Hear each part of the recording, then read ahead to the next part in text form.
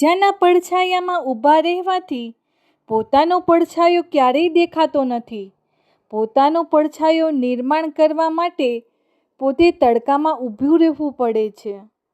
કોઈ પણ ઘરની વહુ જો મૂંગા મોઢે બધું સહન કરે છે તો એનો અર્થ એ નથી કે એને એ લોકોની ગરજ છે.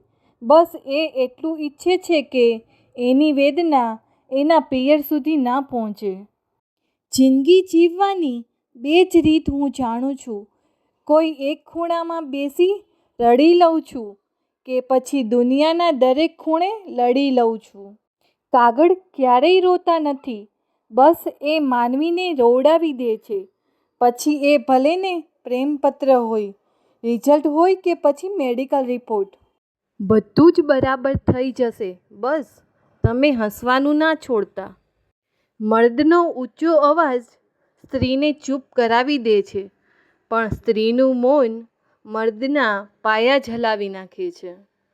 પૈસાથી કમાયેલી વસ્તુઓ કરતાં સ્વભાવથી કમાયેલા સંબંધો વધુ આનંદ આપે છે. કુટુંબનો ઈર્ષાળુ સભ્ય દુશ્મન કરતાં પણ વધુ ખતરનાક હોય છે. પસંદ એને કરો જો તમને પરિવર્તિત કરી દે. બાકી સાહેબ, પ્રભાવિત તો મદારી પણ કરી દે છે.